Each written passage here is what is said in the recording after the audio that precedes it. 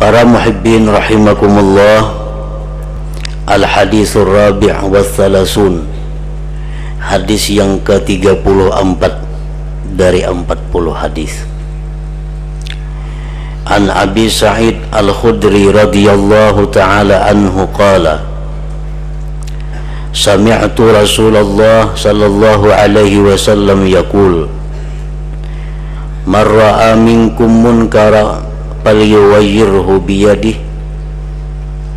fa in lam yastati' fa bilisanihi fa in lam yastati' fa biqalbihi wa dzalika adhaful iman. Rawahu Muslim. Dari Abi Sa'id Al-Khudri radhiyallahu anhu, beliau berkata, aku mendengar Rasulullah sallallahu alaihi wasallam bersabda, barang siapa yang melihat daripada kalian munkaran akan sesuatu yang ditentang oleh syariat,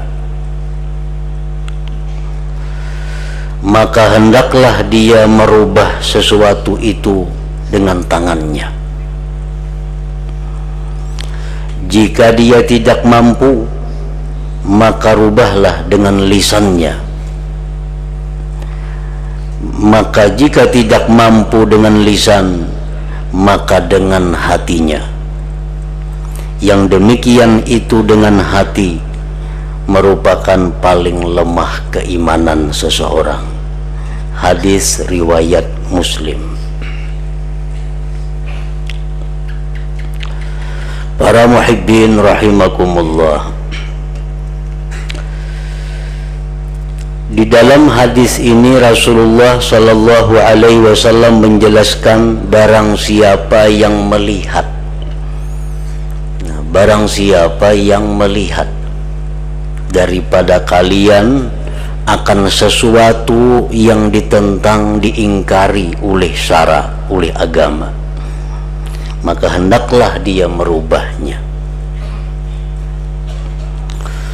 Nah, pengertian melihat itu bisa melihat dengan mata,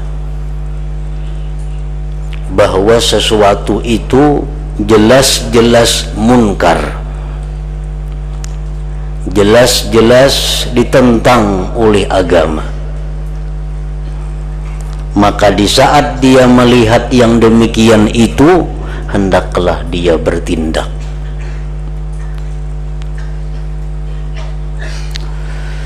Oleh para ulama dijelaskan bahwa termasuk di dalam arti melihat adalah mengetahui dengan nyata sesuatu kemunkaran. Di situ dicontohkan antara lain di dalam gedung yang tertutup atau di dalam sebuah rumah yang di situ diadakan pelaksanaan kemaksiatan, seperti permainan musik. Nah, maka orang yang mengetahui dengan pasti bahwa itu adalah permainan yang diharamkan, yang ditentang oleh agama, maka di saat itu dia diperintahkan untuk bertindak dengan salah satu di antara 3 tindakan tadi. Ada kalanya dia masuk ke dalam gedung itu, kemudian menghancurkan segala macam yang ditentang oleh syara. Jikalau tidak, bahwa dia dengan mulutnya, dengan lisannya memberikan nasihat. Jika tidak mampu, maka dia menjauhi tempat itu sambil dengan hati yang benci kepada yang munkar itu. Nah, para muhibbin rahimakumullah,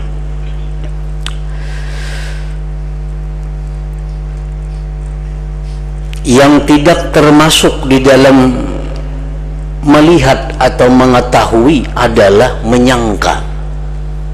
Nah, kalau menyangka itu kita kada diperintahkan untuk mengintai, kita kada diperintahkan untuk meneliti, kita kada diperintahkan untuk mencari tahu. Umpamanya di dalam sebuah tempat, sebuah rumah itu ada kedengaran sesuatu yang sesuatu itu bisa bentuknya munkar, bisa tidak munkar. Nah, kalau kita mengetahui demikian, bahwa di dalam rumah itu ada suara-suara, tetapi boleh jadi suara itu munkar atau tidak munkar, nah kita kada perlu bertindak, tinggalkanlah yang demikian itu, anggaplah, ihtimalkanlah bahwa itu tidak munkar, karena kita kada mengetahui dengan pasti, kada melihat dengan nyata. Para muhibbin rahimakumullah, Sayyidina Umar bin Khattab radhiyallahu anhu, beliau sewaktu menjadi khalifah seringkali berkeliling untuk mengawasi rakyatnya. Nah, di waktu beliau berkeliling itu, beliau mendekati sebuah rumah yang di dalam rumah itu ada suara orang muntah.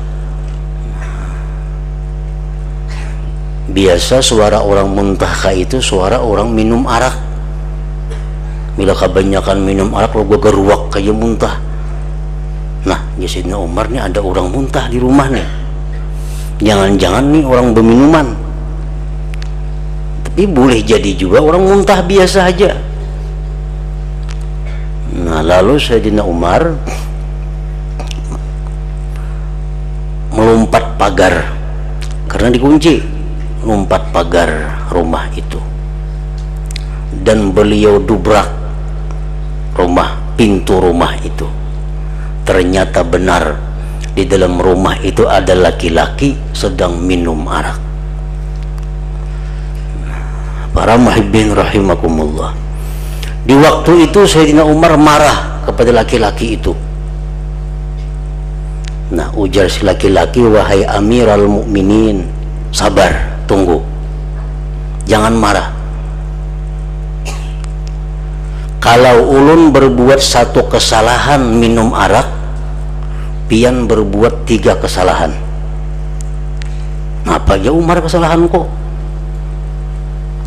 Pertama, kesalahan pian tajassus, kesalahan pian mencari-cari orang yang berbuat maksiat. Ini ulun dalam rumah, pagar bakunci, lawang bakunci, ulun dalam rumah. Kenapa pian mencari-cari orang berbuat maksiat? Al-Quran mengatakan wala tajassasu, jangan kalian mencari-cari kesalahan orang. Nah, satu kesalahan pian mencari-cari. Yang kedua, kesalahan pian melompat pagar. Al-Quran mengatakan masuklah kamu ke rumah itu melalui pintunya. Itu pagar ulun ada lawangnya, kenapa pian melompat pagar? Nah, 2 kesalahan pian. Yang ketiga kesalahan pian mendubrak rumah ulun tanpa izin. Ini rumah ulun bukan rumah pian. Nah, kalau ulun kesalahan 1 minum arak, pian 3 yang salah. Sayyidina Umar sadar. Oh, bujur ke Sayyidina Umar. Kalau demikian aku minta maaf dan mintakanlah ampun kepada Allah tentang kelakuanku ini, dan kuharap ikam jangan lagi minum arak. Nah, para muhibbin rahimakumullah, jadi perbuatan yang dilakukan oleh Sayyidina Umar ini adalah mencari-cari. Padahal Rasulullah mengatakan barang siapa yang melihat, artinya mengetahui dengan pasti sesuatu yang ditentang oleh syara, hendaklah rubah, hendaklah dirubah. Nah, artinya kalau sesuatu itu kada pasti munkar, kada pasti maksiat, kita jangan hendak mencari-cari. Memastii kada usah, anggaplah itu sesuatu yang bukan maksiat. Kita ambil contoh umpamanya, seorang laki-laki memakai jam tangan kuning, utas kuning. Nah, kita melihat, wah ini kuning nih, ini bisa emas dipakainya nih.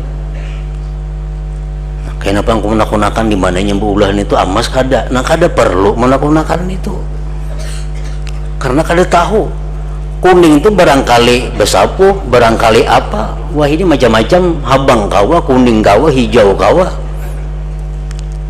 Nah sesuatu yang kada pasti jangan dicari tahu, anggaplah itu lain emas, karena sekarang banyak nang kuning itu nang palsu, nang lain emas. Nah jangan mencari tahu. Nah itu maksudnya man ra'a minkum munkara. Para muhibbin rahimakumullah, kemudian Rasulullah SAW menyebutkan tadi, kalau kita melihat sesuatu yang munkar maka hendaklah rubah. Kalau kita melihat orang minum arak, pecahkan botolnya. Kalau kita melihat orang main gitar, hancurkan gitarnya. Maka itu tuh aturannya. Al-yughayyiru biyadi. Dan ini berlaku, bisa kita laksanakan dengan sepenuhnya terhadap orang-orang yang ada di dalam tanggungan kita. Misal di rumah kita ada anak, di rumah kita ada si A, si B, orang yang kita tanggung, orang yang kita pelihara. Di antara orang-orang yang kita pelihara ini ada yang melakukan kemungkaran, nah kita berkewajiban untuk bertindak demikian, rubah dengan tangan, kada perlu dengan mulut. Ini anak buah kita, ada main gitar, hampas gitar sampai pecah. Kenapa? Ini anak buah kita, orang yang kita biayai, orang yang kita lindungi, orang yang kita ungkusi. Kada perlu kita ceramahi, ikan kada perlu lagi begitar tuh kada boleh, itu kada perlu. Begitu anak kita main gitar, Rasulullah langsung menyuruh bahwa kita ambil gitarnya, pecahkan gitar itu. Bila kita kada macam itu, kita ngarannya menyetujui sesuatu kemunkaran, menyetujui ar-ridha bil munkar, munkar, menyetujui dengan kemungkaran sama dengan berbuat munkar. Rasulullah SAW bersabda, "Idza umilatil khati'ah fil ardi kana man syahidaha fakarihaha kaman ghaba anha wa man ghaba anha faradiyaha kaman syahidaha." Apabila dilakukan dosa, dilakukan kemaksiatan di muka bumi, maka orang yang melihatnya, menyaksikannya tetapi hatinya benci, sama seperti orang yang tidak melihatnya. Orang yang tidak melihatnya namun hanya mendengar kabar beritanya tetapi dia senang, dia ridha, sama dengan melihatnya. Nah jadi kalau kemungkaran itu berlaku terjadi kepada orang-orang yang di bawah kita, itu kada ada jalan lain selain daripada rubah itu kemungkaran dengan tangan. Ada anak kita memakai pakaian yang diharamkan Allah, anak kita memakai pakaian yang membuka aurat, oh kita melihat, ambil pakaiannya, rabit, cancang, jangan diberiakan orang pulang kena makai, atau dijual orang pulang makainya. Nah, kada perlu ditagur, kan kada boleh nakai makai baju itu tuh menutup aurat, kena jual aja. Nah, sama yang ngarannya. Jadi kalau orang di bawah kita yang berbuat munkar, nah itu kita bertindak bal yughayyirhu biyadihi. Para muhibbin rahimakumullah. Nah kalau untuk orang-orang yang sudah bukan tanggung jawab kita, jiran misalnya, apalagi untuk orang-orang yang di atas kita seperti pemerintahan umpamanya. Nah kalau kita menegur langsung seperti tadi, akan menimbulkan fitnah, akan menimbulkan munkar yang lebih besar, maka tidak usah dilaksanakan. Maka ambillah dengan nasihat, dengan nasihat. Kalau nasihat ini pun juga kita tidak mampu, maka tidak ada jalan lain selain mengingkari dengan hati, tidak menyetujui dengan hati. Para muhibbin rahimakumullah, Imam Ghazali menyebutkan di dalam kitab Ihya berbagai macam kemunkaran yang terjadi, baik di dalam masjid. Di dalam masjid ini banyak kemunkaran. Apa kemunkaran yang terjadi di dalam masjid? Beliau mencontohkan isa'atus salah, jahatnya sembahyang. Kita melihat ada orang sembahyang nang rokoknya kada biris, ada tumak ninahnya kada pas. Kita melihat ada orang sembahyang di masjid itu nang sujudnya batisnya belipat. Nah, untung orang itu sembahyang, kita berkewajiban untuk memberikan inya pengertian. Wajib kita, karena kita melihat. Nah, itu biasa munkar yang ada di masjid. Jadi kalau hendak selamat masuk masjid, jangan menjangangi orang. Orang sembahyang jangan dilihati, orang baca Quran jangan dilihati. Mumpun seorang aja urus, bila kita hukuling yang jangangi orang, kan lihat ada yang betisnya belipat waktu sujud. Imbas sembahyang kita mau kada mau, kita mesti memandiri orang itu. Bila kada kayak itu, kita boleh membawa dosa meninggalkan amar ma'ruf nahi munkar. Rasulullah SAW melihat ada seorang laki-laki sembahyang. Begitu sembahyang selesai, datang kepada Nabi. Ujian Nabi, ikam lagi sekali sembahyang, ikam tadi kada sembahyang ngarannya, bayang pulanginya. Yang kedua datang kepada Nabi, jadi Nabi ulangi lagi, ikam tadi kada sembahyang ngarannya itu, sembahyang pulang laki-laki tadi, sampai 3 kali. Ujian si laki-laki itu, wahai Rasulullah, ulun nang kaya itu pang sudah bisa, nang kaya apa lagi? Nah, jadi Nabi, ikam tuh sembahyang salah. Kalau ikam sembahyang rukuknya macam ini, sujudnya macam ini, i'tidalnya macam ini. Nah, kayak itulah kalau kita melihat saudara-saudara kita nang sembahyangnya itu kada bagus, itu kewajiban kita untuk membaguskan, karena kita melihat. Dan di antara munkar-munkar yang ada di masjid lagi menurut Imam Ghazali adalah ikhtilatur rajul wal mar'ah bila hail, bercampurnya laki-laki dan perempuan tanpa ada dinding pemisah. Nah, menyatu laki-laki lawan bini-bini, kada ada lagi batas. Ini kemunkaran masjid. Panitia masjid bertanggung jawab di hadapan Allah. Kenapa mengurus masjid kada bisa nangka itu? Ini panitia masjid, ampun urusan. Bercampurnya laki-laki dan perempuan di masjid tanpa ada batas yang memisah. Ini termasuk munkarul masajid. Kemudian beliau menyebutkan lagi di situ munkaratul walimatul urus, munkarud diyafah, kemunkaran yang terjadi di dalam jamuan makan.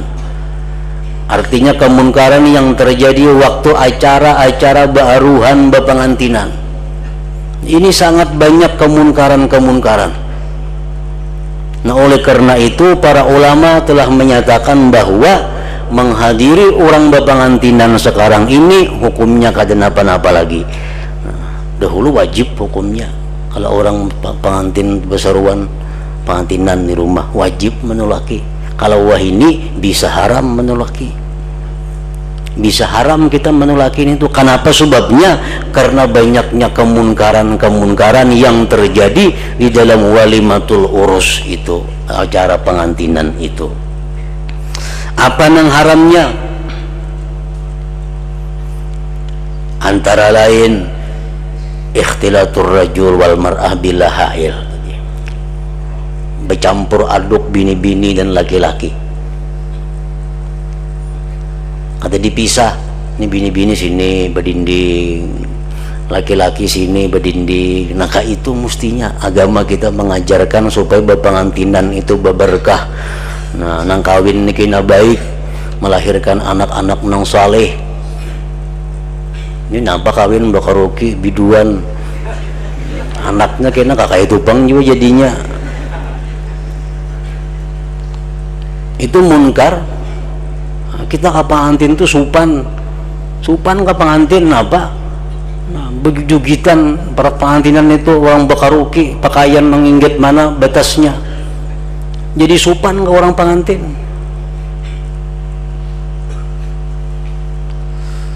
Nah padahal itu satu kemunkaran yang mestinya dicegah. Nah ampun rumah, nah ampun acara dahulu kada hakun. Pembakarannya nang tukang beri izin, nang tanggung jawabnya. Nah itu munkar walimatul aurus. Maka berpengantinan ini bila kada bakaruki kada abdal jar. Kada abdal jarinya.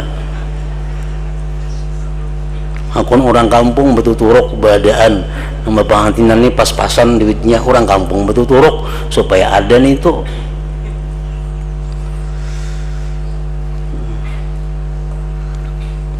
Di antara munkar walimah lagi lubusus siyabil muharram, dipakainya pakaian-pakaian yang diharamkan. Nah bini-bini memakai pakaian nang buka aurat, bini-bini memakai baju nang tarang kelihatan kulit, bini-bini memakai pakaian nang kantat nang menampakkan lekukan-lekukan tubuhnya. Semua itu adalah pakaian yang diharamkan oleh Allah. Kalau kita menaguring itu di orang pengantin kebanyakan nang ditaguri. Nah jadi hendak saruan pengantin yang biasa subuh nyaman. Nah, lagi belum datangan orang, namun sudah orang datangan gak ada kawal lagi.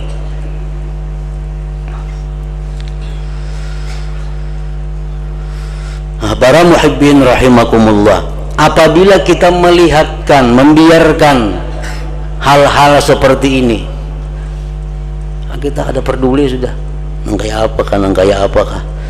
Nah Rasulullah sallallahu alaihi wasallam menyatakan, ayyuhan nas muru bil ma'ruf wanhaw 'anil munkar qabla an tad'u Allah fala yustajabu lakum wa qabla an tastaghfirullah fala yughfaru lakum. Ujar Nabi kita, wahai manusia, laksanakanlah amar ma'ruf nahi munkar itu. Kalau kada, ujar Nabi kita, ikam berdoa kada dikabulkan Tuhan lagi. Makanya kada pengabulan lagi doa kita nih. Kenapa? Kebanyakan melihat nang munkar, katuju lawan nang munkar, walaupun kita kada menggawi nang munkar. Jadi ujar Nabi kita, sebelum ikam berdoa kada kabul lagi, ikam beristighfar kada didengar Tuhan lagi istighfarnya. Akibat apa? Akibat meninggalkan amar ma'ruf nahi munkar ini. Dalam hadis lain Rasulullah sallallahu alaihi wasallam menyatakan, ayyuhan nas muru bil innallaha la yu'adzibu bi'amalil khassa hatta yarawul munkar baina dhahranayhim wa hum qadirun ala ay yunkiruhu fala yunkiruhu fa idza fa'alu dzalik azzaballahu al-'ammah wal khassah. Sesungguhnya Allah tidak mengazab, Allah tidak akan menurunkan bencana dengan perbuatan orang per orang. Misalnya di kampung tuh orang nukar arak bawa ke rumah, kena malam minum di rumah bersembunyian. Rata-rata sekampungan bilang kayak itu, malam kena minum arak, cuma di rumah masing-masing aja. Nah Allah kada akan menurunkan bencana karena tertentu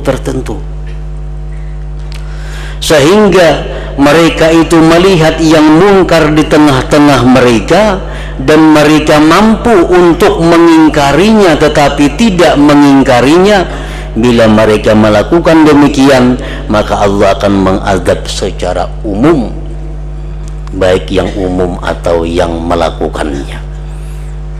Di kampung kita melakukan maksiat, padahal di kampung tuh orangnya 500 umpamanya penduduknya, nang hendak maksiatnya paling-paling 200 300 nang kada hendak cuma berdiam, kada ada tindakan.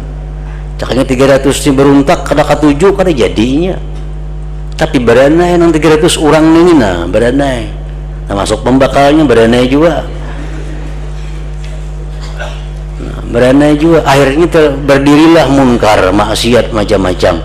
Nah disinilah Allah menurunkan bala, disinilah Allah memberikan azab, disinilah Allah akan menurunkan bencana. Mampu merubah yang munkar tapi kada melaksanakan. Para muhibbin rahimakumullah, kalau kita tidak mampu dengan tangan langsung maka dengan nasihat. Jika nasihat kita pun tidak mampu karena tidak ada ilmu umpamanya, maka tidak ada lain selain dengan hati tidak menyetujui yang demikian itu, hati membenci dengan demikian itu. Nah, kita ini bermotor umpamanya, bermotor di pinggir jalan ada orang bakaroke ini tuh bahas pengantinan. Sekadak hari ini kita kada katuju lawan kejadian itu, hanya selamat. Bila kita cangang nah sampai habis katuju ngarannya itu, tuh katuju ngarannya, jangan turun sama sekali 4 di situ orang sama aja juga pada turun. Nah jadi sekurang-kurangnya itu kada menyetujui, kada menghiraukan dengan kemaksiatan itu.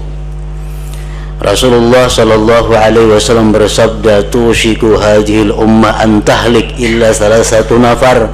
Ujar Nabi kita, hampirlah ini umatku binasa kecuali 3 orang. Pertama, rajulun ankara biyadihi wa lisanih wa biqalbih. Pertama, seseorang yang menentang maksiat dengan tangannya, lisannya dan hatinya. Fa'in jabuna biyadihi, jikalau dia takut dengan tangannya, fabilisanihi wa qalbi, maka dengan lisan dan hatinya. Fa'in jabuna bilisanihi wa biyadihi, maka jika dia takut dengan lisan dan tangannya, fabiqalbi, dengan hatinya. Namun kita tuh kada katuju, maulah kita cangang menyirat saja kada hendak orang kada katuju itu. Namun cangang tuh katuju artinya. Fa'in jabuna bilisanihi wa biyadihi fa biqalbi, maka dengan demikian dia selamat. Nah kalau kada selamat kita. Itu pun yang kita kada suka dengan hati saja, adhaful iman, ujar Nabi kita, itu paling rendah iman seseorang. Nah kemudian dalam hadis lain Rasulullah menyatakan, walaisa wara'a dzalik minal iman habbatu khardal, tidak ada lagi di belakang itu daripada iman walaupun sebiji sesawi. Lawan tangan kada merubah, lawan nasihat kada, hati kada juga. Nah, hati kada juga katuju, maka berarti orang itu tidak ada iman lagi walaupun sebiji sesawi, ujar Nabi kita. Walaisa wara'a dzalik minal iman habbatu khardal. Nah, hadis riwayat Muslim. Jadi tugas kita yang pertama adalah menegakkan amar ma'ruf nahi munkar ini yang utama sekali dalam keluarga kita dahulu. Siapa orang-orang yang kita tanggung, siapa orang-orang yang kita urus, itu dahulu yang kita tegakkan amar ma'ruf nahi munkar ini dengan sesuai apa yang disabdakan Rasul tadi, dengan tangan, dengan lisan. Karena kita berhadapan dengan orang yang berada di bawah tanggung jawab kita. Seperti pemerintah, itu kan kita ini di bawah pemerintah. Kalau kita berbuat kemunkaran, pemerintah berhak saja menghancurkan kemungkaran itu karena kita berada di bawah tanggung jawab pemerintah.